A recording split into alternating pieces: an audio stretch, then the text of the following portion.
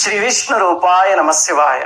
కులాలకు అతీతంగా ప్రతి ఒక్కళ్ళు పూజ చేసుకుని భగవంతుడికి దగ్గర కావాలనేదే మా ఆకాంక్ష. అతి త్వరలో వారాహి నవరాత్రులు రాబోతున్నాయి కదా. వారాహి నవరాత్రులు అంటే లక్షల మంది ప్రేమతో వారాహి అమ్మని పూజించుకునే రోజులు. మన ఛానల్లో కూడా ఎంతో మంది అమ్మవారి పూజ చేసుకుని వాళ్ళ జీవితాలు మారేయి అని ఒక్కొక్క అనుభవము చెప్తూ ఉంటే అసలు మనస్సు పులకరిస్తుంది. వారాహి నవరాత్రులు ఎప్పుడు రాబోతున్నాయి, అలాగే పూజ తేలిగ్గా ఎలా చేసుకోవాలి, అవన్నీ కూడా ఈ వీడియోలో చెప్తా. ఆషాఢ మాసంలో పాడ్యమి నుంచి నవమి వరకు ఉన్న 9 రోజుల్ని వారాహి నవరాత్రులు అని పిలుస్తారు. మరి అమ్మవారి నవరాత్రులు తేలిగ్గా ఎలా చేసుకోవాలండి? మొట్టమొదట అమ్మవారి పటం ఒకటి తెచ్చుకోండి. మా ఇంట్లో పటం లేదండి అంటే ఇంటర్నెట్ లోంచి ఒకటి డౌన్లోడ్ చేసి ఒక చిన్న కలర్ ప్రింట్ అవుట్ ఒకటి తీసుకోండి. తీసుకుంటే రోజు పూజ చేస్తున్నప్పుడు అమ్మవారి మూర్తి ఎదురుగుండా కనిపిస్తే అదొక అనుభూతి. మరి విగ్రహం కానీ యంత్రం కానీ పెట్టుకోవచ్చా అండి? విగ్రహం అయితే ఎప్పుడు గుర్తు పెట్టుకోండి, అదృష్ట మాత్రం. ఇంత దాటి విగ్రహాలు పెట్టుకోకండి. యంత్రాల జోలికి వెళ్ళొద్దు. యంత్రాన్ని మెయింటైన్ చేయడం అవన్నీ కష్టం. అన్నిటికన్నా బెస్ట్ ఏమిటి అంటే అమ్మవారి పటం. చక్కగా పటం పెట్టుకుంటే కనుక నియమాలు చాలా తక్కువ ఉంటాయి. సరే, అప్పుడు ఏం చేస్తారంటే మీ పూజా మందిరాన్ని శుభ్రం చేసి ఒక చోట చక్కగా పటం నిలబెట్టండి. లేకపోతే పక్కనే ఒక పీట వేసి, ఇంట్లో ఎక్కడైనా ఒక చిన్న పీట వేసి దాని మీద ఒక బట్ట పరిచి అక్కడైనా అమ్మవారి పటం పెట్టుకోవచ్చు. ఎక్కడో ఒక చోట పెట్టండి. కానీ నియమం ఏమిటి అంటే ఎక్కడైతే పెట్టి నవరాత్రులు ప్రారంభిస్తారో 9 రోజులు అక్కడే ఉంచి పూజ చేయండి తప్ప ఒక రోజు ఒక చోట, ఒక రోజు ఒక చోట అలా పటాన్ని ఆ పీఠాన్ని మార్చకండి. ఎక్కడ పెట్టుకున్నారో పటం అక్కడే 9 రోజులు చేయండి. తర్వాత కలశం పెట్టాలండి. మీ సాంప్రదాయంలో ఉంటే పెట్టండి, లేకపోతే అవసరం లేదు. అఖండ దీపం వెలిగించాలా? అఖండ దీపాల జోలికి వెళ్ళకండి. దాన్ని మెయింటైన్ చేయడం చాలా కష్టం. దీపం కొండెక్కిపోయిందని చెప్పి మళ్ళీ బాధపడతారు. అందుకని రోజు మనం పూజలో పెట్టుకునే 2 దీపాలు ఉంటాయి కదా, అవి సరిపోతాయి. అఖండ దీపాలు అవసరం లేదు. అమ్మవారి పూజ ఎప్పుడు సూర్యాస్తమయం అయ్యాక చేయండి. ఆ సమయంలో వారాహి శక్తి యాక్టివేట్ అవుతుంది. అందుకని సూర్యాస్తమయం అయ్యాక 6-6:30 అయ్యేసరికి సూర్యాస్తమయం అయిపోతుంది కదా, అప్పుడు చెయ్యండి. ఏంటంటే 20 నిమిషాల్లో వారాహి అమ్మవారి పూజ, షోడశోపచార పూజ ఎలా చేసుకోవాలి అనేది పూర్తి పూజ చేయడానికి మీకు ఒక 20 నిమిషాలు పడుతుంది. అంత సమయం లేదు అనుకుంటే 10 నిమిషాల్లో పంచోపచార పూజ చేసుకోవడం లాగా అది కూడా ఉంది. అలాగే అమ్మవారి అష్టోత్తరం, అమ్మవారి కవచం, నామాలు అన్ని. సరే, 20 నిమిషాల్లో అసలు పూజ ఎలా చేయాలి, ఆ విధానం ఏమిటి అనేది ఇక్కడ చెప్తా. మొట్టమొదటి ఏమిటంటే ఆచమనం చేయాలి, ఏ పూజకైనా చేసినట్టే. తర్వాత సంకల్పం చెప్పుకోవాలి అమ్మవారికి. అక్కడ మీ మనస్సులో ఏదైనా కోరిక ఉంటే కనుక అమ్మవారికి చెప్పుకోండి. ఆ తర్వాత అమ్మవారి పటానికి కానీ ఆ మూర్తికి కానీ ప్రాణ ప్రతిష్ఠ చేయాలి. అది మొట్టమొదటి రోజు మాత్రమే చేయాలి, ప్రతిరోజు అవసరం లేదు. ఆ తరువాత అమ్మవారికి షోడశోపచార పూజ చేయండి. షోడశ ఉపచారాలు అంటే మొత్తం 16 ఉపచారాలు.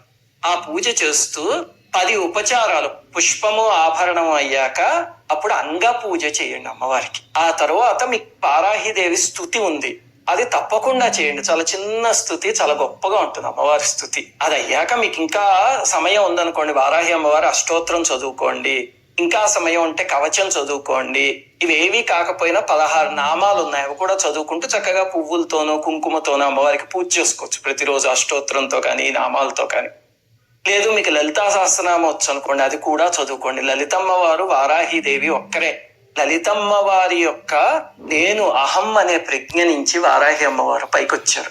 అందువల్ల లలితాదేవి తనలోంచి తనే సృష్టించుకున్న శక్తి వారాహి అమ్మవారు. అందుకని లలితా సహస్రనామం కూడా చదువుకోవచ్చు. ఆ తరువాత పంచోపచారాలు చేయండి. అంటే ధూపం, దీపం, నైవేద్యం అలాంటివి. ధూపం అమ్మవారికి చాలా ప్రీతి, వారాహి అమ్మవారికి.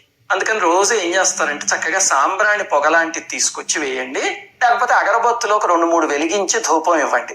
గుర్తుపెట్టుకోండి, కెమికల్స్ తో చేసినవి, బొగ్గు పొడితో చేసినవి అలాంటి అగరబత్తులు వెలిగించకండి. చక్కగా స్వచ్ఛమైనవి వెలిగించండి. ఎందుకంటే అమ్మవారికి ధూపం అంటే ప్రీతి కాబట్టి మనం ఇచ్చేది స్వచ్ఛంగా ఉండాలి. ఇంకా నైవేద్యం ఏం పెట్టాలండి అమ్మవారికి? ప్రతిరోజు తప్పకుండా బెల్ల పానకం పెట్టండి వారాహి అమ్మవారికి. బెల్లాన్ని నీళ్ళల్లో వేసి కొంచెం ఏలకులు అవి ఆ పొడి జల్లితే గనక బెల్ల పానకం తయారవుతుంది కదా, ఆ పానకాన్ని అమ్మవారికి నైవేద్యం పెట్టండి. ఆ తర్వాత నవరాత్రులు చేసేటట్టయితే ప్రతిరోజు ఏదో ఒక అన్నప్రసాదం పెట్టడం మంచిది అమ్మవారికి. అంటే పులిహార కానీ, చక్కెర పొంగలి కానీ, మామూలు కట్టు పొంగలి కానీ, ఏదో ఒక అన్నప్రసాదం ప్రతిరోజు నైవేద్యం పెట్టడం మంచిది. కానీ బెల్ల పానకం మాత్రం మానకండి. ఇలాగా 9 రోజులు దీక్షగా చేసుకోండి. ఆఖరి రోజు ఉద్వాసన చెప్పాలి కదా అమ్మవారికి. ఒక చీర రవిక పెట్టండి. అంటే మీ ఇంటికి ఎవరైనా ముత్తైదో వచ్చి 9 రోజులు ఉన్నారనుకోండి, సాగనంపేటప్పుడు చక్కగా పెట్టి పంపిస్తారు కదా, అలాగే అమ్మవారికి ప్రేమగా చీర రవిక పెట్టండి.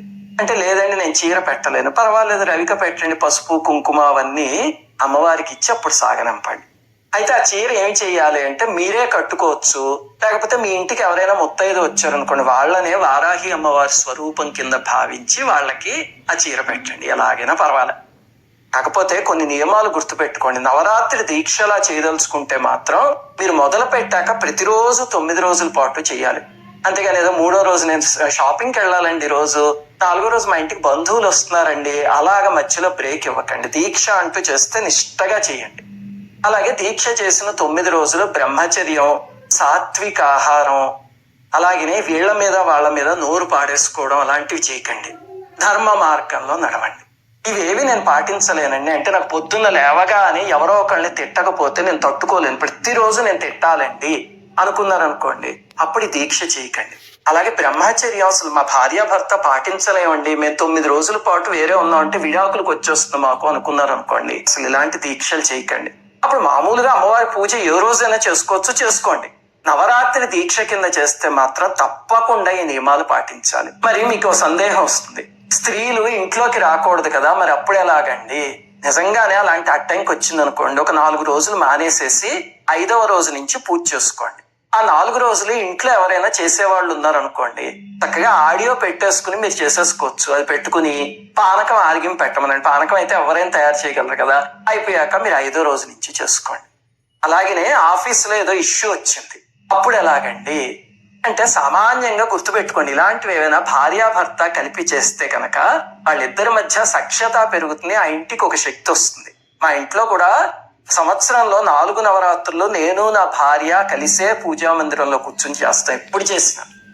అందువల్ల ఒకవేళ భర్తకో భార్యకో ఇలా ఏదైనా లేట్ అవుతుంది అనుకుంటే 2వ వాళ్ళు చేసి, లేకపోతే ఇంటికి వచ్చాక కనీసం పంచోపచార పూజ అయినా చేయండి. నవరాత్రులు మొదలు పెట్టాక అది మర్యాద. ఇప్పుడు ఇంతకీ అమ్మవారిని పూజిస్తే ఏమొస్తుంది అంటే, అన్నిటికన్నా ముఖ్యమైనది మహర్షులు చెప్పింది ఏమిటంటే, అమ్మవారు లలితాదేవి యొక్క అహం అనే స్ఫురణ నుంచి పుట్టారట. అంటే లలితాదేవి యొక్క నేను అనే స్ఫురణ ఎవరో అదే వారాహిదేవి. అందువల్ల మనలో అహంకారం ఉందనుకోండి, కొన్నిసార్లు చూడండి, అహంకారం ఉంటే ఒళ్ళు తెలియదు, చిన్న ఉండదు పెద్ద ఉండదు, ఎవరు పడితే వాళ్ళని ఎంత వస్తే అంత మాట్లాడతాం. అది ఒక బలహీనత కింద అయిపోయి అయ్యో తగ్గించుకోవాలి అని ఎప్పుడైనా పశ్చాత్తాపం కలిగింది అనుకోండి, వారాహి అమ్మవారిని పూజించండి, వెంటనే అహంకారం తీసేస్తుంది అమ్మవారు. ఆ తరువాత కష్టాల్లో కూరుకుపోయిన వాళ్ళు, భూ సంబంధమైన తగాదాలు, కోర్టు కేసులు, లేకపోతే ఎవరో మా స్థలం ఆక్రమించేశారండి, మేమేం చెయ్యాలి, వాళ్ళకి డబ్బులు ఇచ్చాం వెనక్కి ఇవ్వట్లేదండి, అలా మన శక్తికి మించిన పనులు ఉంటాయి, అప్పుడు అమ్మవారిని పూజించుకోండి. అమ్మవారు ఆ సమస్యని పరిష్కరిస్తారు. ఎందుకంటే భూమిని ఉద్ధరించిన వరాహస్వామి యొక్క శక్తి వారాహిదేవి. భూ సంబంధమైన సమస్యలన్నీ తీరుస్తుంది అమ్మవారు. ఆ తరువాత ముఖ్యమైనది శత్రునాశనం. మీరు ఎవరిని ఏం చేయకపోయినా సరే మీకు కొంచెం పేరు రావడమో, జీవితంలో మీరు ఎదగడమో సంభవించింది అనుకోండి, వెంటనే మీ మీద పడి ఏడ్చేవాళ్ళు బోల్డ్ మంది ఉంటారు. ముఖ్యంగా మీ బంధువుల్లోనే ఉండొచ్చు, లేకపోతే మీ ఆఫీస్ లో కొలీగ్స్ ఉండొచ్చు, కొన్నిసార్లు మీ మీద బురజల్లుదామని చూడొచ్చు. అలా ఎవరు చేసినా వాళ్ళ మీద కక్ష కట్టకండి. ఎందుకంటే మనం ఆధ్యాత్మిక మార్గంలో ఉన్నప్పుడు వీలున్నంత వరకు సాత్వికమైన మార్గంలో వెళ్ళడానికే ప్రయత్నించాలి. అలాంటప్పుడు అమ్మవారి పూజ చేయండి, తీసి పాడేస్తారు అమ్మవారు. మీ మీద వేలు పెడితే కాలిపోతుంది, అలా చేస్తారు అమ్మవారు. ఆ తరువాత ముఖ్యమైన ప్రయోజనం ఏమిటంటే, అమ్మవారు సస్యదేవత. అమ్మవారి చేతిలో చూడండి, మీరు నాగలి రోకలి ఉంటాయి, పంటకి సంబంధించినవన్నీ అమ్మవారి చేతిలో ఉన్నాయి. అమ్మవారిని పూజిస్తే కనుక మీ పంటలకి వాటికి ఎంతో ప్రయోజనం. రైతులు ఇలాంటి వాళ్ళు ఉన్నారు అనుకోండి, చక్కగా పొలంలో చిన్న గూడు కట్టి వారాహి అమ్మవారి పటం పెట్టుకుని రోజు మీరు అక్కడికి వెళ్ళినప్పుడు ఒక దీపం వెలిగించి, అగరబత్తి వెలిగించి 2 పువ్వులు అమ్మవారికి పెట్టి నమస్కారం చేసుకోండి. ఆ పూజ చాలు, తల్లి కదా పొంగిపోయి మిమ్మల్ని కంటికి రెప్పలా కాపాడుతుంది. తర్వాత ఇంకొక ప్రయోజనం ఏమిటంటే, దుష్ట ప్రయోగాలు ఎవరైనా చేశారు అని వచ్చింది అనుకోండి, సామాన్యంగా మనం ఏం చేస్తాం అంటే వెళ్ళి వేలు లక్షలు తగలేసుకుంటూ ఉంటాం. అవసరం లేదు. వారాహి అమ్మవారిని పూజించండి. ఆవిడ దండనాథ దేవత, అంటే లలితాదేవికి సైన్యాధ్యక్షురాలు, తాట తీసేస్తుంది అలాంటి వాటిని. అందుకని అమ్మవారి పూజ శ్రద్ధగా చేయగలిగితే కనుక ఏ దుష్ట శక్తి మిమ్మల్ని ఏమీ చేయదు. ఇంకొక ప్రయోజనం ఏమిటి అంటే ఆరోగ్యాభివృద్ధి. కొన్నిసార్లు నిర్ధారణ కాని వ్యాధులు కానీ, ఎంతమంది డాక్టర్ల దగ్గరికి వెళ్ళినా తగ్గని వ్యాధులు కానీ ఉంటాయి. అవి అమ్మవారి దయ ఉంటే వెంటనే తగ్గుతాయి. అసలు మన ఛానల్లో అలాంటి సంఘటనలు వింటూ ఉంటే మనస్సు పొంగిపోతుంది. మీకు తొందరలో వినిపిస్తా నేను. ఎందుకోసం అంటే పురాణంలో చెప్పిన దాని ప్రకారం అమ్మవారి రథంలో ధన్వంతరి అశ్విని దేవతలు కొలువై ఉంటారట. మరి వాళ్ళందరూ అమ్మవారి రథంలో ఉన్నారు అంటే అర్థం ఏమిటంటే అమ్మవారి పరివారం. మనం శ్రద్ధగా పూజ చేయగలిగితే కనుక అటువంటి ఇబ్బందుల నుంచి అమ్మవారు బయటపడేస్తారు. ఇప్పుడు ఇంతకీ ఇవన్నీ చెప్తున్నాను కదా అని మీరు ఆ కోరికల చిట్టా పక్కన పెట్టుకుని ఆ చదువుతో అష్టోత్తరం లాగా పూజ మాత్రం చేయకండి. ఏ పూజ అయినా చేస్తే ఈ ప్రయోజనం వస్తుంది అని మహర్షులు చెప్పారంటే అర్థం అది చేస్తే ఆ భక్తిగా ప్రయోజనం వస్తుంది తప్ప ఆ ప్రయోజనం కోసం ఆ పూజ చేయకూడదు. చాలా పొరపాటు. అమ్మ ప్రేమ కోసం చెయ్యండి. అమ్మా నీ దయ కావాలి, అమ్మా నీ ప్రేమ కావాలి, మళ్ళీ నీ అనుగ్రహం కదమ్మా నవరాత్రి పూజ చేసుకుంటున్నావు, నీ అనుగ్రహంతో కింద సంవత్సరం చేసుకున్నాం తల్లి, ఈ సంవత్సరం కూడా చేసుకుంటున్నావు అని అలా ప్రేమతో తపించిపోయి చేయండి తప్ప కోరికల చిట్టా పెట్టుకు మాత్రం చేయకండి. చేస్తే అది వ్యాపారం అవుతుంది తప్ప పూజ అవ్వదు. మనం శ్రద్ధగా పూజ చేస్తే మన కర్మను ఎలా కరిగించాలో, ఏ కోరిక తీరిస్తే మనకి మంచిదో, ఏది తీర్చకూడదో అవన్నీ అమ్మవారికి తెలుసు. ఆవిడ మీద భక్తితో చేయడం మాత్రమే మనం చేయాలంతే.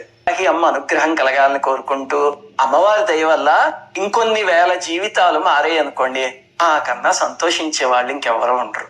శ్రీమాత్రే నమః. అందరికీ నమస్కారం. మన ఆధ్యాత్మిక